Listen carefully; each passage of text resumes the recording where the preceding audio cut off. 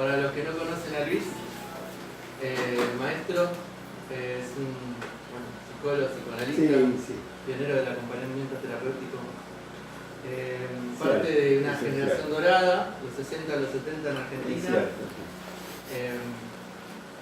Fundador también de la PDH, la lucha por los derechos humanos, la asociación profesional de Profe Psicó. Y bueno, para todo lo que nos conocemos, el maestro nos ha influenciado mucho por su capacidad y su conocimiento y su experiencia muy diversa en un montón de instituciones, menores, cárceles, barrios, lo que se le ocurra, que ha pasado y ha dejado su marca. Y por la capacidad que tiene a partir de todo lo que sabe y lo que ha experimentado de conceptualizar cosas que, bueno, que a nosotros por ahí hacemos o entendemos, pero nos cuesta ver esos resortes de qué es lo que hacemos, ¿no? Y cuáles son los fundamentos de esas prácticas. Y bueno, siempre es muy rico escucharlo y aprender de él, y nosotros seguimos aprendiendo de él siempre. Gracias. Bueno. Está bueno, muchas gracias. Muy generoso. Muy generoso. Bueno. Entonces, ¿cómo empezamos? ¿Quieren que les cuente algo? Sí, la idea un poco de hoy era hablar sobre el tema de comunidad terapéutica. Sí, qué bueno.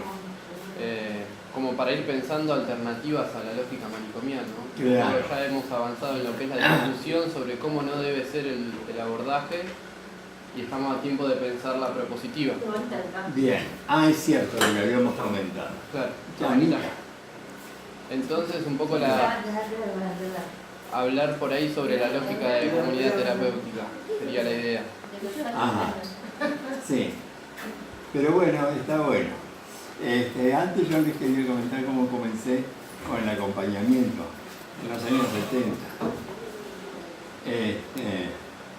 Era una idea que en ese tiempo ni asomaba todavía, pero que alguna vez Pichón Riviera había mencionado y había propuesto. Yo era amigo de Emilio Dupetit, que siempre había estado cerca de Pichón y todo eso, y hablábamos de todos estos temas, y bueno, y un día me dice, tengo un joven ahí, un chico que me han derivado y que en lugar de consultorio y esas cosas, había acompañado, y vamos. Y yo no tenía idea, en ese tiempo no existía prácticamente el estándar, digamos, ni el rótulo. Y el chico estaba drogándose con cosas de farmacia y todo eso, y se reunía con otro grupo de chicos de Plaza San Martín, otro grupo de chicos que hacían lo mismo.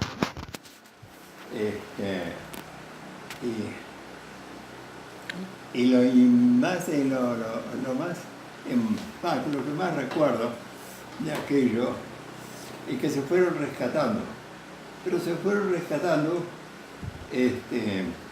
por mutuo apoyo, ¿cómo se llama? Mutua contención, amistad. Todos no. El que a mí me tocaba, ese no se rescató y murió, porque el padre lo perseguía mucho. Pero los otros que no tenían así, digamos, gente que los persiguiera, que los presionara, y todo eso terminaron rescatándose y yendo a una vida corriente. No supe más la mayor parte de eso. Así que luego, bastantes años después,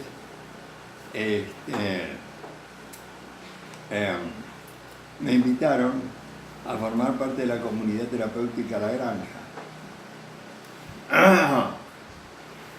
Y quedé más o menos como una asesora a cargo, más o menos. Y 10 años, casi 10 años.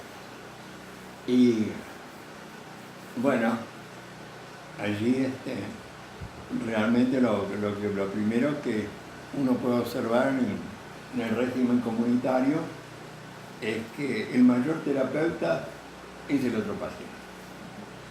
Es el que primero te pesca, es el que más sintonía establece, pero que necesita de los operadores para objetivar esos vínculos tan simbióticos que tienen entre las personas asistidas, ¿no es cierto? O sea, nosotros recibíamos, por ejemplo, acá, muchos jóvenes, todos ellos tenían causa penal, más de la mitad. Y que al principio nosotros decíamos que dibujaban la adicción, porque era la comunidad terapéutica de la Granja era adictos, ¿no? Entonces dibujaban la adicción para salir de la cárcel, ir a un régimen más benigno. Entonces, si están dibujando la adicción, acá el tratamiento va a ser falso. Y sin embargo, no reincidieron, ni en la droga ni en el delito. Pero ¿qué pasaba, no? ¿Qué pasaba? ¿Qué influencia tan poderosa podía ser aquella que prácticamente en el 100% de los casos originaba algo tan difícil como rescatar a una persona de una adicción, que en muchos casos eran adicciones bastante fuertes.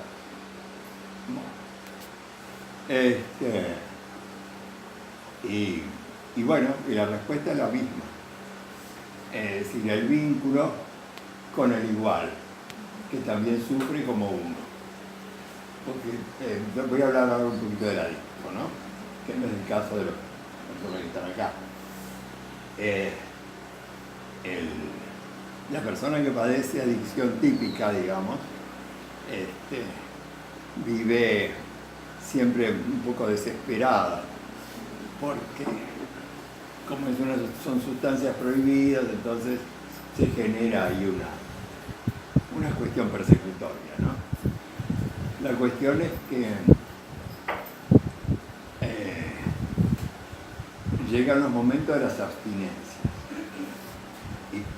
Y el momento de la abstinencia es el más peligroso, porque es cuando el adicto arranca con lo que tiene o con lo que afana o como sea, pero arranca para conseguir.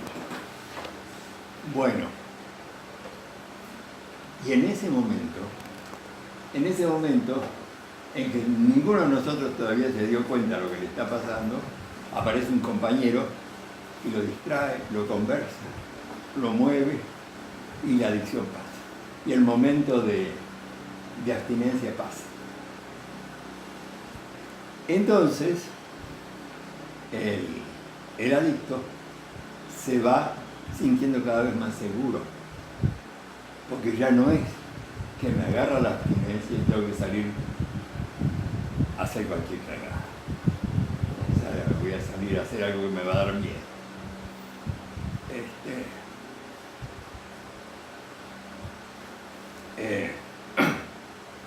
De esa manera se genera un medio interno y en el que, bueno, la gente se va asimilando. Es así los casos de distintos tipos. Había muchachos que venían del delito organizado. El delito organizado, por ejemplo, desarmadero, ladrones de camiones, pirata del asfalto, todo eso. Y barra brava. Y eso tiene una fuerte infusión dentro de un grupo ya. Y sin embargo, en la medida en que se asimilaban al medio interno de la comunidad, su vida pasada, sus inserciones sociales anteriores, pasaban a segundo plano hasta que desaparecían. Yo decía que era, claro, eso ya no se ve, pero cuando yo era chico, la mayonesa se hacía en el plato, con un tenedor. No sé si alguno ha tenido la experiencia. Sí. Bueno, vos ponés el huevo, vas echando aceite y te vas fijando donde se pone más durito. El núcleo, digamos. El núcleo por el cual se va generando luego la mayonesa total que se hace en el plato. Bueno, esto es parecido. Porque tenés que tener un núcleo de personas sintónicas, o sea que ya han establecido esa sintonía, y ahí van a ir adhiriendo todos los demás que vayan cayendo, que vayan entrando. Si vos tuvieras toda esa cantidad de gente, bueno, los que sean, ¿no es cierto? Los tuvieses de movida a todos juntos, no te sale. Es como si pusieras mucho aceite y mucho huevo en el plato y quisieras hacer la mayonesa, no te sale. Lo tenés que poner de a poquito.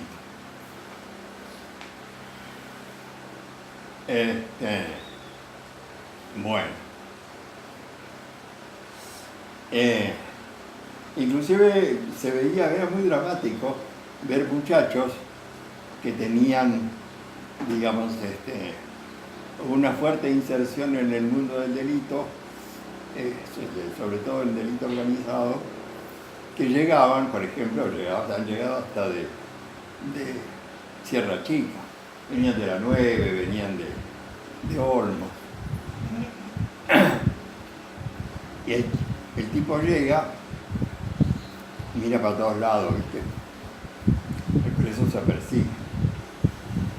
Y lo primero que piensa es, de acá me escapo, porque no hay reja, no hay nada.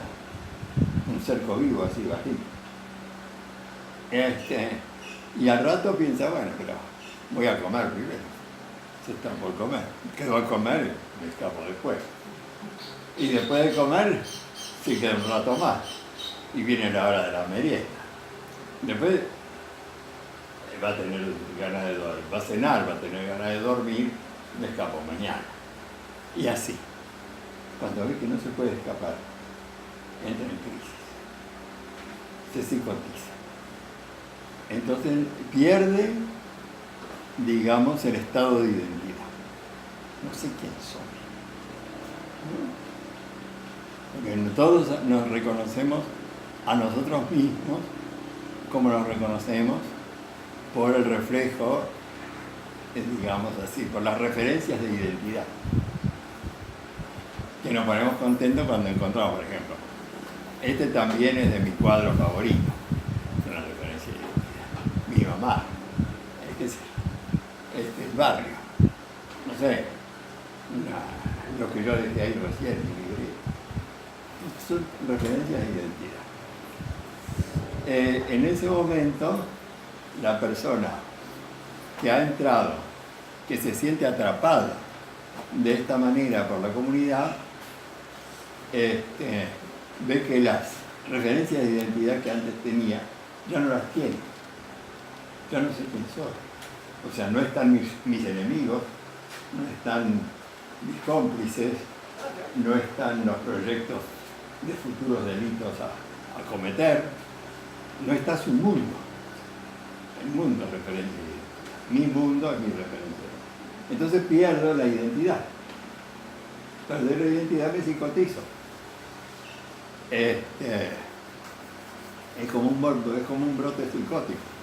Efectivamente lo era porque perdían la estabilidad emocional, lloraban, se arrinconaban, parecían autistas, algunos. Pero luego, al emerger, digamos, no gracias, agua nomás, al emerger de esa situación de crisis, ya ahí empezaban a aprender de nuevo, empezaban a autoidentificarse nuevamente.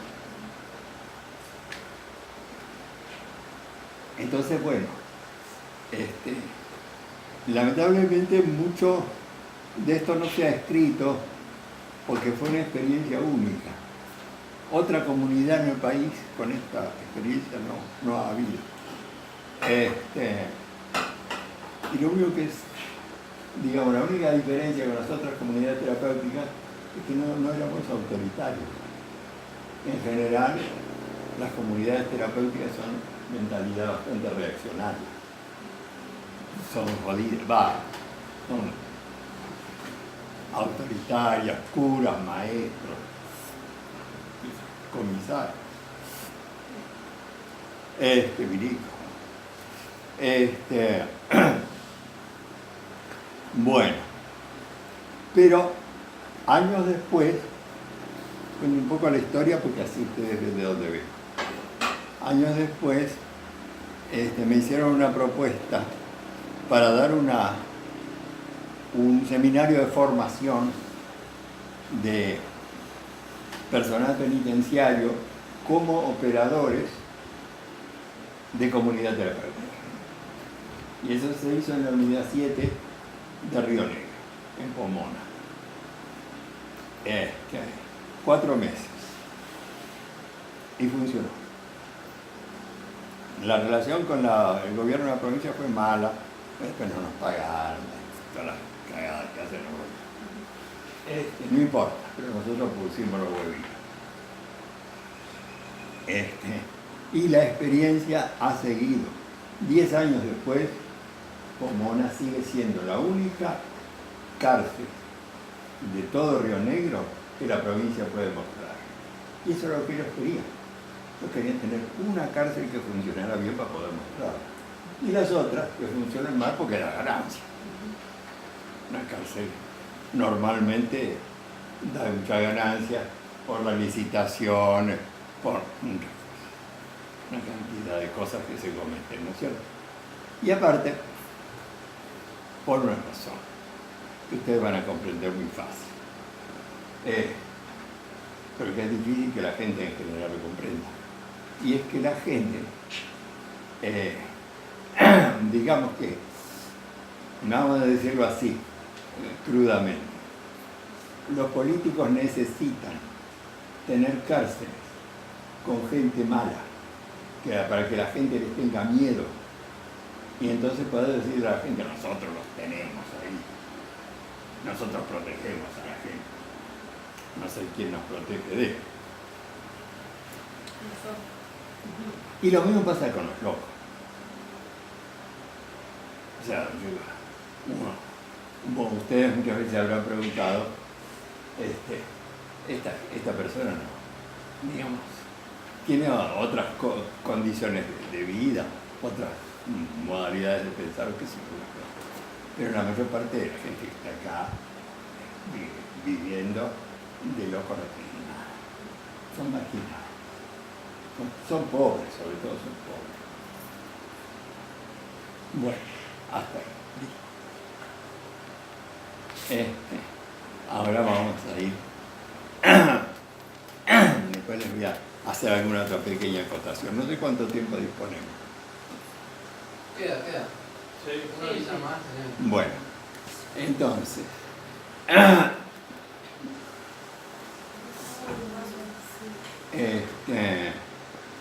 ¿qué te iba a decir? Dale. Bueno, entonces, ahora, gracias, querida. Entonces vamos a hacer una ronda. Yo acá anoté un círculo, más para acordarme de los nombres de dónde estaban, para poder acordarme después. Pero bueno, vamos a hacer una ronda.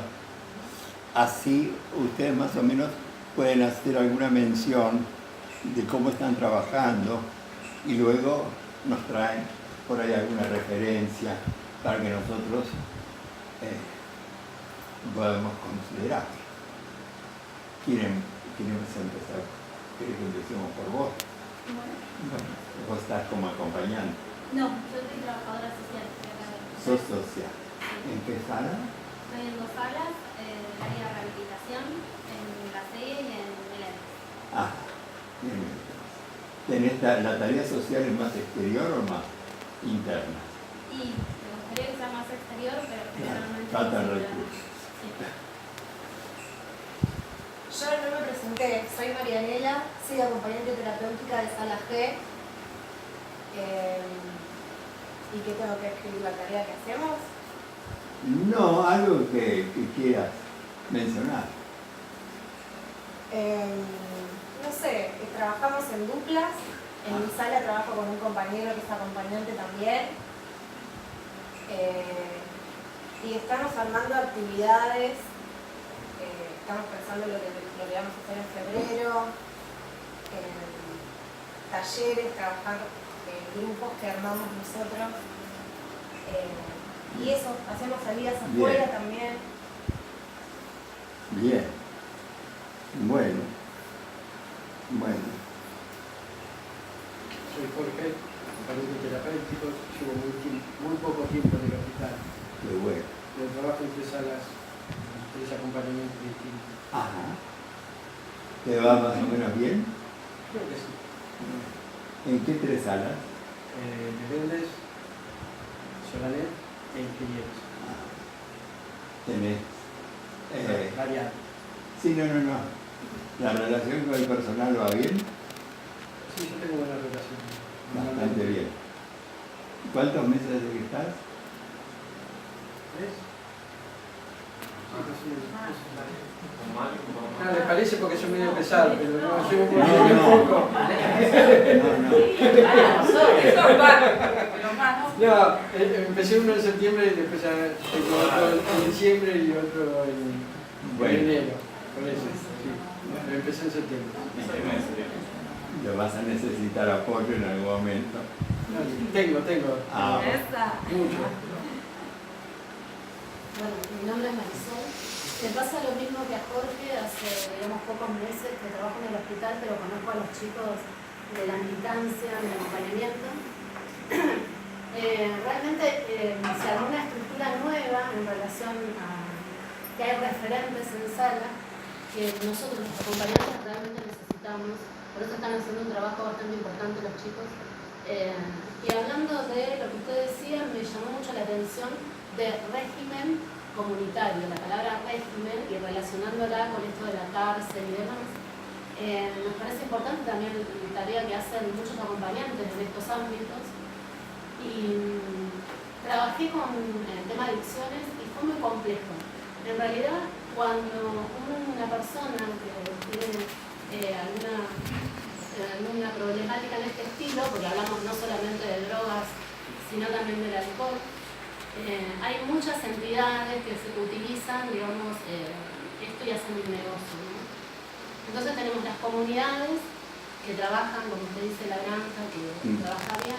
Hay otros lugares que son mucho más estructurados, más rígidos, que son dirigidos no solamente por curas, que hay algunas bandas, sino también hay policías, militares y demás.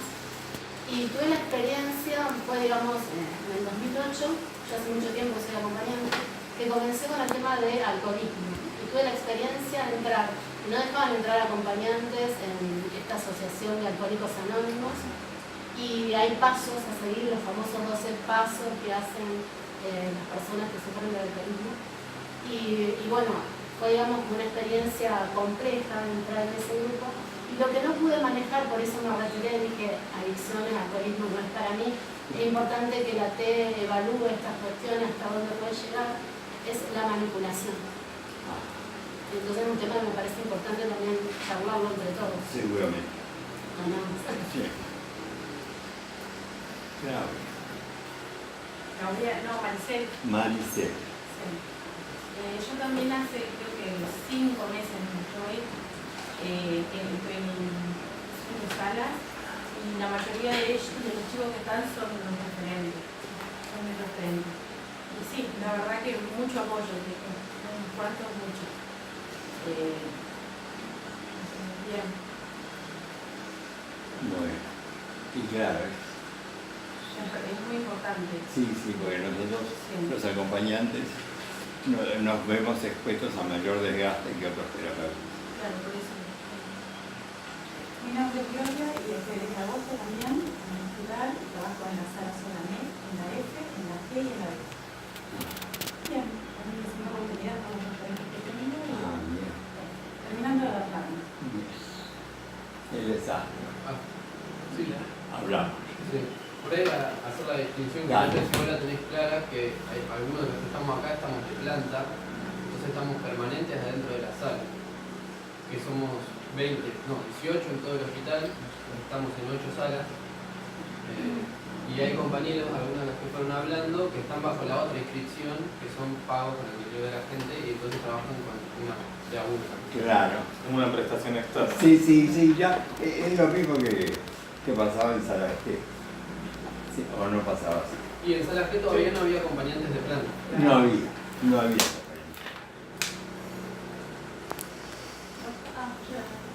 Pues yo hablé muchas veces. Yo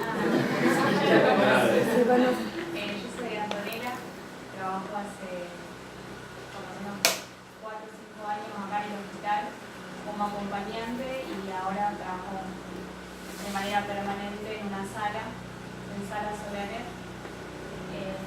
Estamos trabajando, bueno ahí puedo hacer una distinción de qué es lo que estamos trabajando y cuáles son las dificultades. Estamos trabajando en sanaciones, estamos trabajando con la gente, estamos tratando de trabajar en humanidad. ¿De trabajar? Grupalidad. Grupalidad, sí. Estamos todos tratando, porque las dificultades que tenemos en sí es, primero, la falta de profesionales. Nosotros en la sala no tenemos ni psicólogo, ni trabajador social, ni terapista ocupacional. Tenemos una psiquiatra y una enfermería. Y lo que cuesta mucho es el equipo interdisciplinario, multidisciplinario, transdisciplinario. Eso acá no existe, por lo menos en nuestra sala. Y dificulta mucho el diario. Se puede trabajar, nosotros lamentamos no poder trabajar muchas más cosas. A veces el trabajo no rinde por esta falta de comunicación que hay entre los trabajadores y la falta de, obviamente, ¿En qué notas, por ejemplo, que no rinde? Por ejemplo, para poner un ejemplo. Entonces no podemos externar gente porque la gente no le alcanza la plata para poder alquilar. Claro. No tenemos ninguna política que nos ayude a poder Atente. eso, y después, como eso de externación, y adentro de la sala, desde, no sé, de que la gente pueda comer con cuchillo y tenedor, a que se tome agua, a que se refresque, a que tenga un lugar limpio, a un montón de cuestiones. Estaría buenísimo poder lograrlas, y que en este momento estamos con los acompañantes que están de a uno, trabajándolas, pero en el contexto es difícil. Y un montón de cosas más, pero tranquilo que faltan. Sí, estás aguantando, está bien. Antonella, lo conozco de las experiencias en Sala G, ha venido 2 o 3 veces, lo tengo de ahí, de la época de Hermana Alessandría. Sí. Hace un tiempo que estoy en el hospital y ahora soy parte de la planta permanente, es decir, de los 18 que entramos, que aparte somos un colectivo, no sé si le habrán hecho el recorrido, pero somos un colectivo, nos movemos en grupo, tenemos como ciertos lineamientos. Y eso está bueno traerlo porque ayuda mucho a la dinámica del trabajo, el acompañarte, un acompañante necesita la compañía en muchos casos, entonces está bueno manejarnos en grupo. Después, bueno, estamos en Sala E, digo estamos porque soy mi compañero que no está en este momento, porque está haciendo una externación justamente y fue a hacer visita a domicilio, así que está con ese tema. Y bueno, la verdad es que el problema más grande que hay es poder trabajar acá en equipo, la interdisciplina. Cuesta mucho poder llegar a generar eso. Cuando eso se da, es impresionante como si el objetivo del usuario, como todo se alinea en esa dirección, que en realidad es la única prioridad en una institución como esta, el usuario. Otro de los temas también que me parece que es donde en algún punto no tenemos cómo continuarlo, es esto de las externaciones, que por falta de políticas públicas, de políticas de Estado que se ocupen de trabajar las externaciones como corresponde, nos quedamos sin redes fuera de la puerta del manicomio, y ahí entonces es donde empieza el laburo del acompañante en forma totalmente artesanal y casi a la deriva, tratando de inventar, tejer y fabricar algún puente para poder pensar en una externación sustentable. Entonces, bueno, como que todas esas cositas hacen a la práctica diaria Y bueno, y hay que ponerle mucha garra, mucha pasión y seguir sosteniendo, porque creo que lo que mueve esto es sin lugar a duda el cuerpo y las ganas que le ponemos cada uno de los que hacemos esto. No sé, yo amo lo que hago, entonces siempre lo traigo porque es mi motor. Sí, sí. Claro. Sí, sí, nosotros amamos el acompañamiento porque hemos visto sus resultados. Porque es la técnica terapéutica más milagrosa que hay. O sea, la más eficaz. Saca problemas que ninguna otra técnica terapéutica saca. Sí. Bueno, yo con Pablo. Me resonó algo que me pareció bastante claro, la metáfora que hiciste, la de la mayonesa. En cuanto a ir como proceso, a cambiar algo más, no sé, lo institucional, una comunidad terapéutica, como pusiste el ejemplo, más en lo micropolítico de las acciones que uno ejerce en el día a día, y esa cuestión de sintonía o acercarse al semejante por alguna similitud o una cuestión de identidad, y que es donde se rompe inicialmente acá todos los vínculos porque los marca. Todos los vínculos quedan marcados o homogenizados en algún aspecto o una bajada de línea que los rompe, los pone en otra categoría. Eso, sí, sí. Y esta cuestión del pensar en el día a día, esa sintonía corta, por decirlo de una forma, alguna actividad o algo también, qué difícil es también compartirlo o que desde un equipo lo tenga en cuenta para ir cambiando la dinámica de toda la gente que está en la sala, sea el equipo o la gente que está internada.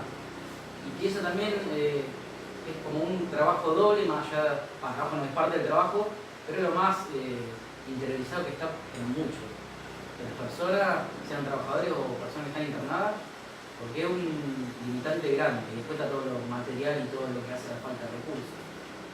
Pero me pareció interesante para pensarlo, o por lo menos yo lo venía resonando últimamente esto en el contexto de sala, para no caer en la urgencia, pero ir generando otro estado.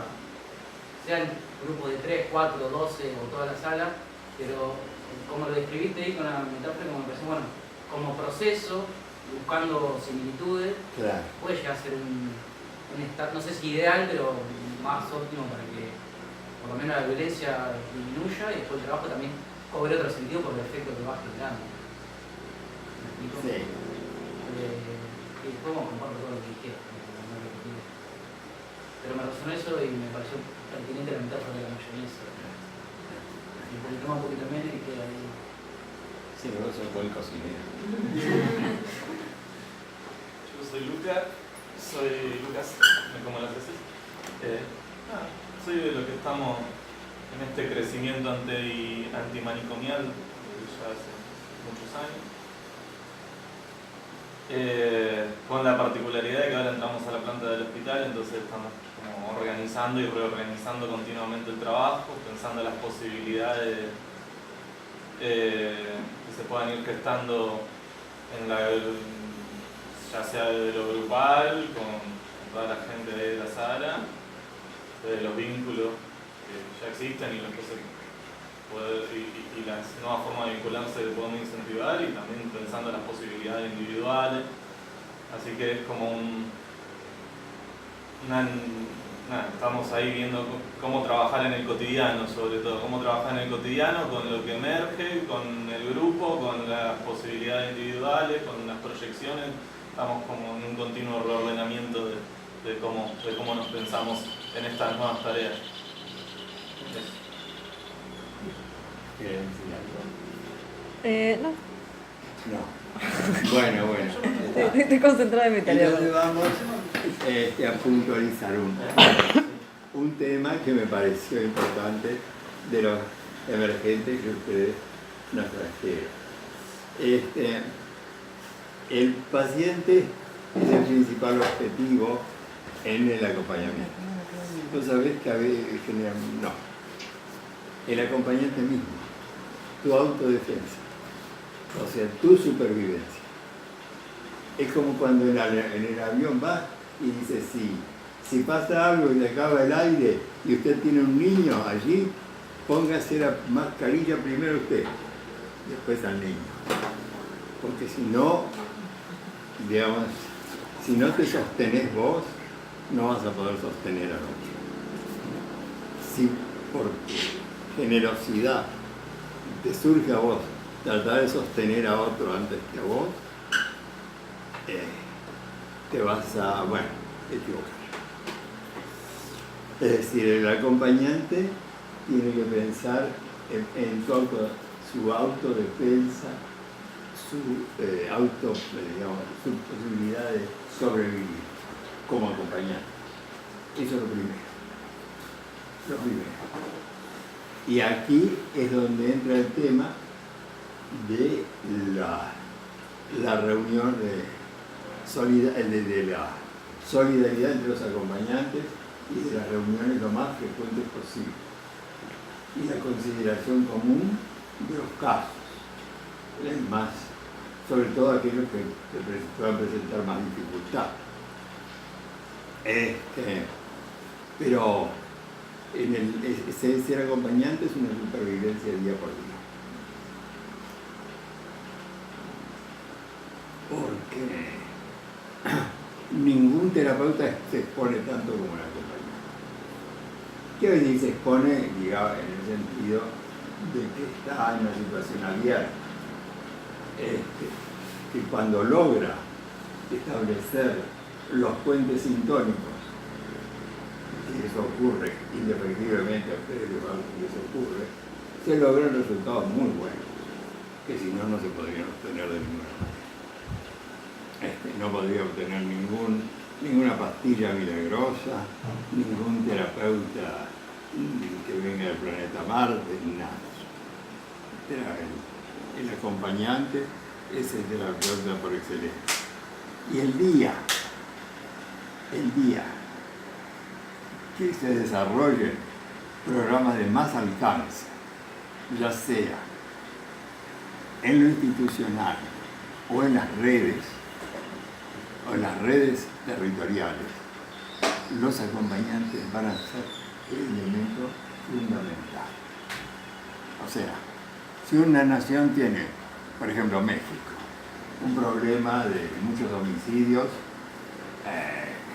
un problema prácticamente una guerra social interna, ¿y cómo? ¿Eso no tiene solución? Sí la tiene.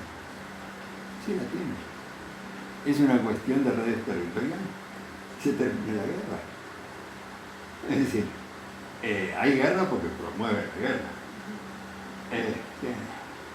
Y generalmente hay cosas que convienen a algunos centros de poder, y como todavía no se ha podido verbalizar, poner en explícito, digamos, que hay dificultades que se les crean a la sociedad. Entonces parece que las cosas fueran así por una terrible desgracia de la condición humana, y no es así, necesariamente no lo es. Es lo mismo que el problema de las adicciones. Si pudiéramos desarrollar las redes, lo mismo, ¿cómo se llama? Con la misma fuerza que tiene el desarrollo de las adicciones, tendría el desarrollo de su contención, y lo haría la gente o los jóvenes por anticuerpos sociales. Lo harían, pero digamos así, mentalidad de mercado, individualismo, consumismo, una cantidad de cosas, desconfianza en la ¿cómo se llama? En toda la gestión solidaria de eso, hace que no se desarrollen esos anticuerpos que pacificarían la sociedad. Por eso generalmente en algún punto, cuando nos va bien, vamos a encontrar más dificultades. Y uno tiene que estar preparado. Es decir, el poder, digamos, no duerme. Te va a dejar trabajar cuando vea que se le fue la mano y que el quilombo que generó es demasiado. Entonces, pero si se permitiera el desarrollo ¿cómo se llama?, de iniciativas territoriales, la mayor parte de los problemas de delictividad, de salud mental, de educación, de asistencia, de productividad, se resolvería. Y a lo mejor vamos a tener una próxima muestra de eso cuando venga el despegue. La que todo el mundo dice que está por venir, como una del 2001. Y entonces la gente ahí descubre la necesidad de ser solidario. Bueno, y muchos mueren, quedan en el camino. ¿No? Las crisis se llevan mucha gente. Pero bueno, el acompañante es una expresión y una demostración de muchas cosas que son posibles. Y bueno. Y yo me acuerdo un texto que leí tuyo, el de acompañamiento de psicosis de restitución. Ajá. Esa monografía que hiciste, que estaba re bueno porque decía como que uno de los fines del acompañamiento también es generar en las crisis, a partir de las crisis y del acompañamiento, como un autoacompañamiento de las personas. Ah, eso. Porque por ahí, si uno pone el cuerpo ahí y logra con el cuerpo a cuerpo contener algo de lo que pasa ahí, pues esa persona aprende medio espontáneamente una forma de por ahí sostener, por ahí tener alguna herramienta para sostenerse solo cuando el acompañante no esté. Claro. Porque si no, para pensar esto del acompañamiento no como una asistencia que después genera una dependencia y después si no está el acompañante no puedo. Justamente. Y eso me parece que está re bueno porque habla de la propia herramienta que puede tener la gente para saber qué hacer con lo que le pasa, básicamente. Serían los anticuerpos que él mencionaba, tanto para el acompañante como para el usuario. Claro. Y de última, uno, el acompañante, ahí operando como diciendo, bueno, por ahí te funciona esto, fíjate que tal cosa, pero también hay algo de lo espontáneo que se genera ahí, que es presencia, ¿no? Sí. Entonces, me hiciste acordar justamente algo tan importante. Entonces, el acompañamiento es lo que genera el autoacompañamiento en la persona. El acompañado reconstruye su autoacompañamiento, sus referencias de identidad, las reconstruye. O sea, cuando nosotros recuperamos nuestro estado de identidad, todo empieza a funcionar mejor en nuestro cuerpo y nuestra mente. Y allí es en ese momento cuando hemos recuperado, como decía el paciente, volví a tener la compañía de mí mismo. Ahora en lo terapéutico hay un momento muy importante, digamos, ya cuando ha madurado la terapia y cuando vos te das cuenta que la persona asistida comienza a tratar de atender a otros, a tratar de ayudar a otros. Ahí es donde consolida su mejoría.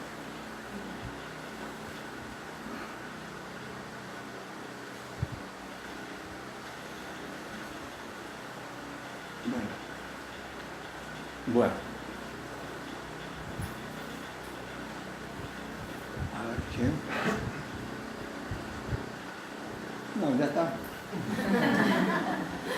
A mí me quedó resonando algo que dijiste antes, cuando hablabas de la comunidad de laburo en adicciones, como de la importancia de esa crisis para la reconstrucción de una identidad diferente. Porque es algo que nos pasa acá de gente que está muy aplastada durante muchos años, que ha construido de alguna manera una identidad pegada a la institución y que es re difícil de movilizar. ¿Estás hablando de enfermería? También. No, pero digo de las personas que están internadas, digamos, como a veces sentimos como esa necesidad de poder poner en crisis ese modo de estar adentro de la institución. Claro. Para a partir de eso poder movilizar el cambio. Qué bien, ¿eh? Sí, porque se genera una falsa identidad. Cuando es una identidad referida a un medio limitado. Es como la identidad del preso adentro de una cárcel. Yo soy yo adentro de la cárcel.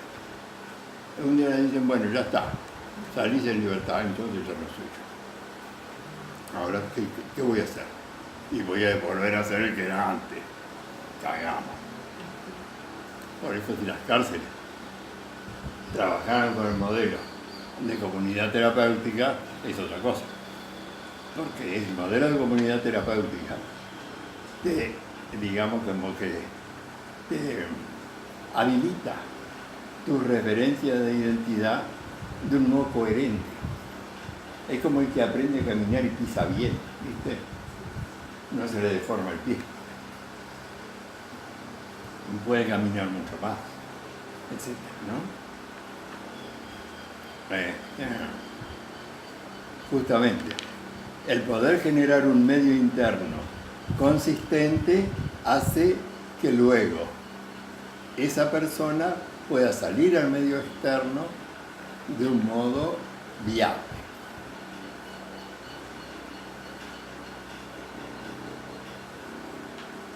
Tenemos una crisis. Y la verdad que sí. Sí, en parte sí, pero claro, eso, lo pensaba eso, de la crisis que mueve. Pero a veces la crisis no la nota. O la cuestión de la autopercepción, o esto de. Son las dos vías de romper con esa identidad destruida. Claro. Y esta cuestión de sanación que vos decías de con el otro, de ir y vuelta con otro, que también cómo rompe, cómo ayuda más que rompe. Está limitado por parte. Y la crisis lo cesar. Bueno, la crisis lo pone a rodar, el tema que después del miedo y la incertidumbre que juega también a la desesperación de la persona, ¿no? Perdón, la crisis lo pone a rodar, la crisis lo pone a rodar. Sí, claro, claro. La autopercepción ya va más por el lado consciente o de autoacompañamiento, como decía antes. Más allá de acompañante, ¿no? Claro. En general. Sí, no, las crisis son momentos interesantes, pues son momentos de redefinición, son momentos muy energéticos. Y por la referencia. Claro, donde, por ejemplo, si yo entro en crisis y estoy en un medio continente, esa crisis me ayuda a ver, el estar en el medio continente me ayuda a ver cosas que sin embargo, que si no estuviera ahí yo no podría ver. Cuando se hizo el proceso de derribando puertas, digamos, fue una crisis no solamente, sino fue institucional. Era, dejamos de cerrar las puertas, tienen dos candados, 3 llaves, qué sé yo, a dejarla, bueno, ahora con un pequeño pasador, pero digamos, eso también hay que seguir impulsando, ¿no? Ese concepto de derribar institucionalizado. Claro. Eso produce una crisis importante. Por eso yo decía medio provocativamente lo de enfermería, porque la identidad de las personas acá asociadas al encierro también lo tienen los trabajadores, nada más que es otro encuadre, que no dejan de trabajar en un lugar de encierro y que lo identifica de alguna forma con todo su laburo. Y yo creo que también hay algo de crisis ahí que tiene que hacerse. Eso es, muy bien. Por lo menos la experiencia es que no es una crisis ideológica, que va a discutir los principios de los derechos humanos, no, porque luego va a salir un lado, sino como es algo más de la práctica, donde la persona, vos reconoces que saben, porque hay un montón de saber sobre los pacientes, pero bueno, por ahí el fundamento de la práctica es más de control que de cuidado o de apertura, pero no dejan de tener un saber. Y se trata de a partir de ese saber, para mí, de que entren un poco en crisis, pero es de una práctica y se tienen que de alguna forma acercar o acercarnos nosotros, porque en mi experiencia de ponerme a discutir ideológicamente no, pero fíjate que de alguna manera eso ideológico resulta muy útil. Ahí con el personal de reja, o sea, los guardacárceles de Pomona, uno de los grandes, crisis hubo unas cuantas, pero lo bueno fue que ellos no tenían no tenían idea de cómo los veía la gente. La gente en la sociedad abierta a vos te ve como un verdugo, no te ve como una buena persona. Claro, pero como ellos se van incluyendo progresivamente en el medio interno de la cárcel, se van disocializando. Entonces, la cuestión era lo ideológico estaba en la apertura. De, bueno, ahora sos un represor. Nosotros querríamos que fueses un educador y un terapeuta. Te vas a sentir distinto, te vas a sentir mejor. Vas a tener una mejor relación con tu familia.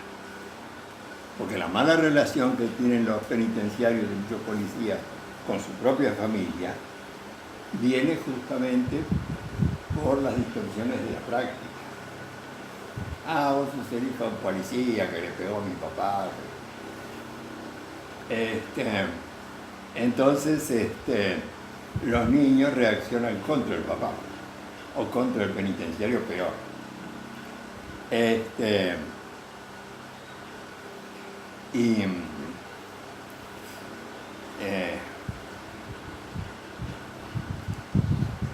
Justamente cuando la persona, que también es un institucionalizado, puede imaginar que yo puedo hacer otra cosa, es decir, mi vida puede ser otra cosa, algo distinto, algo totalmente distinto. Yo también puedo tener derecho a verme a mí mismo como una persona digna, valiosa, algo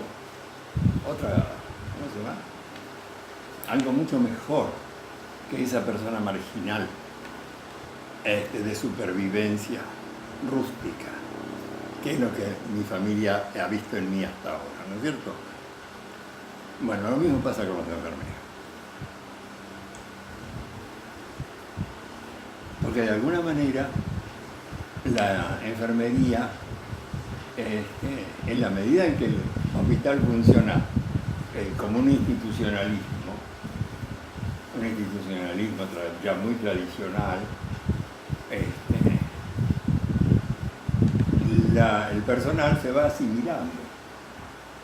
Sin darse cuenta se va asimilando y se va volviendo consistente con la institución distorsionada. Pero si de vez en cuando podemos conversar, la enfermería puede ser liberadora, puede ser un factor sumamente positivo para el futuro y para el futuro y con ese saber, como decía, porque la enfermería está más tiempo que cualquiera de nosotros y en horarios en que hay muy poca gente o nadie. Y con ese saber orientado de otra manera se consigue muchísimo. Entonces, si en una cárcel rescatemos al personal de reja, si en un hospital rescatemos al personal de enfermería, porque son el escalón. Eso es lo que decíamos el otro día con una conversación. Yo quería sumar dos preguntas. Una, por ahí ya lo dijiste un poco recién, de por qué cuando intervinieron en la cárcel de Pomona, la decisión fue intervenir sobre el personal de reja y no sobre los presos. Ah, ¿viste? Ay, qué interesante, gracias. Gracias, sí, porque había estado nada menos que Moffat en un año anterior tratando de hacer una reforma en la cárcel de Pomona. Y no se había logrado nada.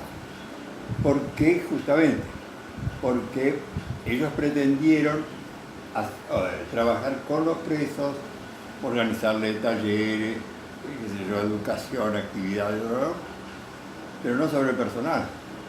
Entonces el personal, al verse excluido, se rompe.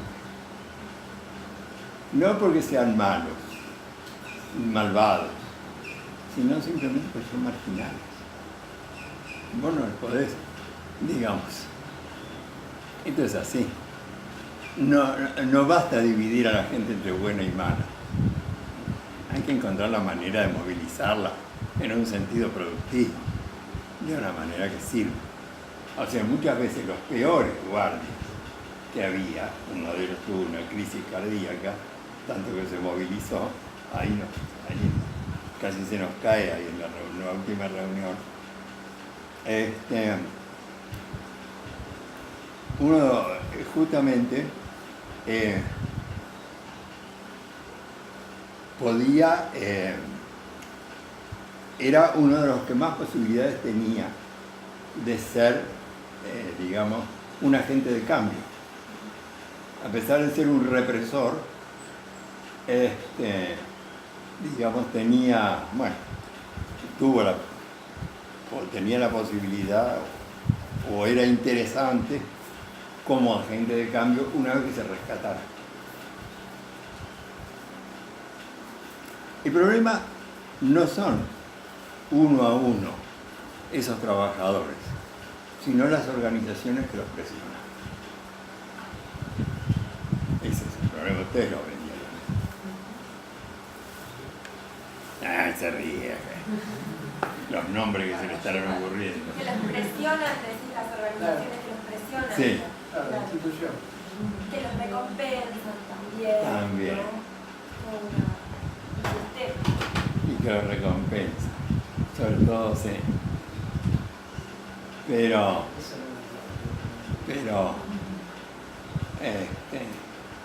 digamos, los recompensan con migajas y encima envenenadas. Le dan plata, pero nada que los pueda, digamos, acercar a un modo de vida mejor. Cuando la gente, sobre todo los marginales, empieza a vislumbrar que hay un modo de vida mejor que es posible, les interesa de veras. Pero no pidamos, los marginales no cambian, generalmente no cambian de un día para el otro. Se van tentando, avancen y retroceden.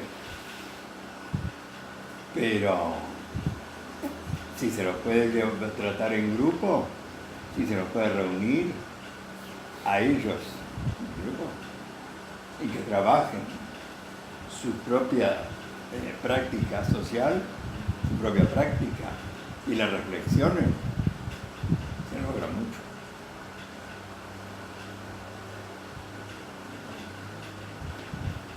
El gremio se pone como loco.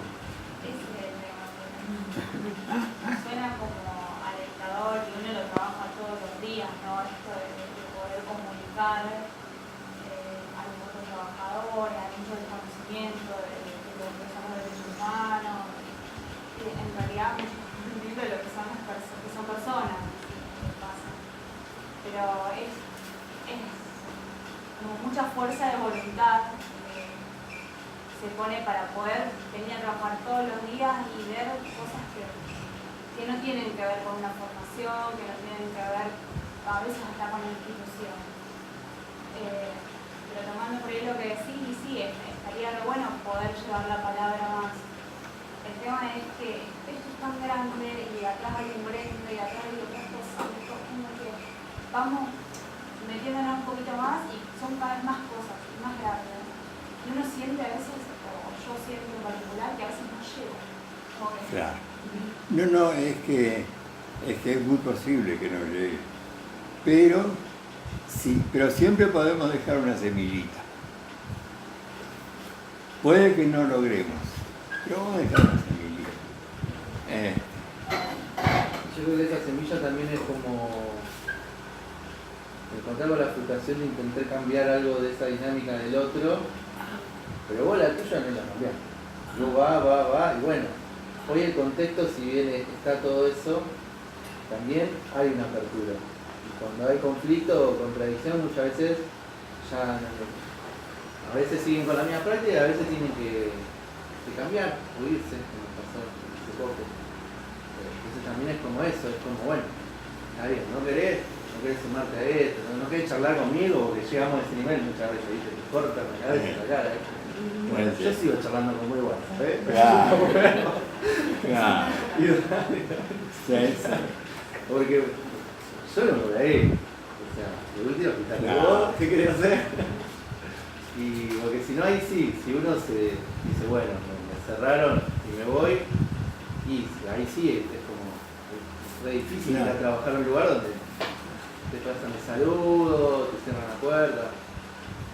Pero bueno, yo no pienso también, fundamentalmente. Sí, sí. Sí, no, es cierto.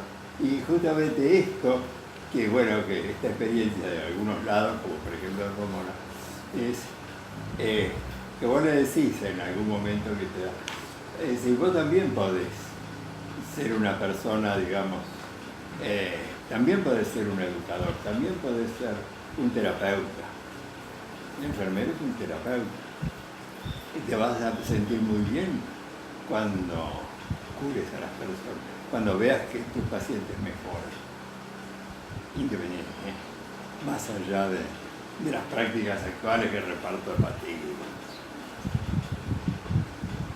Si lográs desarrollar acción terapéutica sobre los pacientes, te vas a sentir muy bien.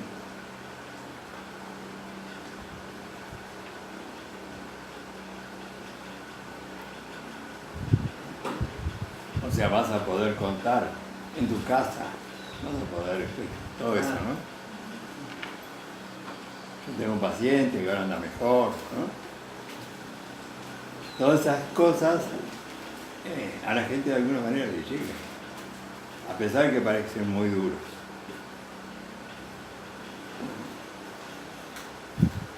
Como ese que viene a putearte, o qué sé yo, por cualquier cosa. Y por decir, bueno, y después te vas a arrepentir, después vos no perdés la calma, digamos. Vos no perdés no dejás de verlo como persona posible de valores, ¿no? A pesar de que te está enfrentando, te está provocando, porque nosotros es decir, ustedes, acá, y yo me sumo, ¿sí? Han construido un plano desde el cual son posibles muchas otras cosas, una categoría distinta de cosas. Bueno, ¿sí? Y además se demuestra, se ve todos los casos que han empezado a funcionar ya desde hace años. Sí. Me hiciste pensar en algo que medio que una vez se deja de lado, que es esto de la identidad, porque está todo tan aplastado, todo tan ahí. Y yo me acuerdo que cuando entré, como que veías esas pequeñas diferencias, el que tenía la fotito, porque te hablaba de la familia, el que tenía como algo de identidad más palpable ahí por fuera del aplastamiento, era el que estaba un poco mejor. Era el que tenía un poco más de cualquier cosa que sea. Y a veces, o sea, te encontrás muchas veces en las historias familiares, recuperando eso con las familias, o por teléfono, lo que sea. Yo pensaba, por ejemplo, el Capper, que ellos conocen la historia como medio de todo, y de todos sus problemas, entran acá, es como que le cambian la identidad, pero en realidad es porque acá conocen, ¿viste? Lo conocen. Y hay que generar eso en la sala, digamos, que cada uno tenga su identidad, digamos, aunque sea foto de la salida, no sé, las cosas que identifican el rock metal, sea, como que deje de ser ese lugar, ¿viste? Todo puro y boxeado, claro. Y no hay ni una foto pegada, porque realmente es re importante que pierdan esa homogenización. Eso. Que hace que todos los días sean iguales. Y ahí le podemos dar una vuelta. Yo quería preguntar algo del dispositivo que promueve el efecto terapéutico. Algunos secretos o posibles. El núcleo de la mayonesa. El núcleo de la mayonesa. ¿Cómo se echa el aceite? ¿Cómo se echa el aceite? ¿Cómo se echa el aceite? La gotita. Claro. No, justamente. Vos tenés una institución. Esa institución tiene un sentido, ¿no? Qué sé yo, puede ser un kiosco, voy a vender golosinas. puede ser una comisaría. Voy a defender la tranquilidad en el barrio, ¿por qué no? Puede ser, qué sé yo, un hospital, voy a difundir la salud, una escuela, la educación. Quiere decir que la institución tiene una razón social, tiene una, y esa razón social marca una línea. Entonces, cuando nos alineamos con la razón de ser de la institución, digamos, ahí es donde estamos en la dirección de sentido, ¿no es cierto? Pero luego esa dirección de sentido vamos a encontrar que se ha distorsionado. Lo cual hace que la gente en la que ha distorsionado su relación de sentido con la institución no se da cuenta. Ha perdido, digamos, como fue de a poco, que se fue distorsionando. Bueno, pero ahora acá, qué sé yo, no, pero esto era para, el taller mecánico era para arreglar los autos, no para entretenerlo, encontrar pelotudez. Hay una razón de eficiencia, de fines, ¿no? Bueno, finalidades. Entonces nos alineamos, que muchas veces se pierde ese alineamiento con el sentido de la institución. Y eso es lo que le pasa entonces a muchos. A nosotros también nos puede pasar y nos va a pasar muchas veces. Pero siempre lo que más ayuda es tener gente compañera, tener a otros como yo con los cuales puedo compartir, digamos, la preocupación o la experiencia. Es decir, en fin, la angustia, ¿por qué no? Y al mismo tiempo, el tener siempre claro el sentido de la institución, o sea, el sentido de alineamiento, es útil siempre para conversar con otras personas. Por ejemplo, para el personal de enfermería que ya esté medio fuera, es decir, que insensiblemente ha ido derivando ya fuera del sentido que debería tener un personal terapéutico para ir a, digamos, bueno, yo voy a tratar de que moleste lo menos posible, pero eso no es terapéutico, pero tampoco lo vamos a hacer así con tono de reproche, pero siempre lo vamos a tener. De alguna manera vamos a encontrar la manera de decirlo. Esto está para que los pacientes mejoren y se curen. Porque la curación, cada vez que un paciente sale externado, que puede volver, uno siente una felicidad, uno siente que ha cumplido. Entonces, quiere decir, toda esta prédica, digamos, que tiene que ver con el sentido de la institución, siempre da resultado. Y siempre hay que tenerla a mano. Porque es muy, ¿cómo se llama? Es muy frecuente, casi, que por razones, bueno, por las razones que sea, intencionalmente te vayan corriendo de la línea verdadera del sentido institucional, o a veces por fallas, digamos, en fin, de otro tipo, las que sean. Pero siempre hay modos de aproximarse al sentido verdadero de la institución, a la vida institucional, la vida contenida en el sentido de la institución. En fin, alguna manera. Por eso justamente ahora cuando mencionaba, nosotros tratamos, nos preocupan los pacientes. Y bien, está bien. Pero siempre acuérdate que te preocupen primero vos, como acompañante. Es decir, ¿cómo estoy? ¿Cómo estoy? Necesito ayuda. ¿O no? Hoy no. A la tarde sí. Necesito que me acompañen también, etcétera, ¿no? Pero el asunto es no quedar solo. No quedar solo frente a la bala, digamos. Y tener siempre, bueno, el dispositivo solidario de mutuo apoyo, pasar la mayonesa. Hasta ahí.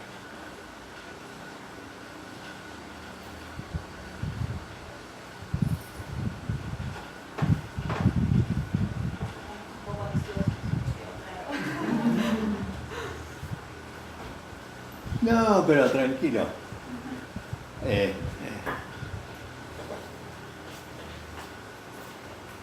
¿Alguno quiere contar alguna anécdota personal? Sí, ¿no?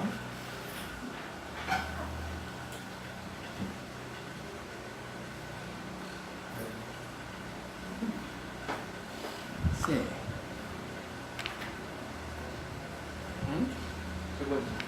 Pará.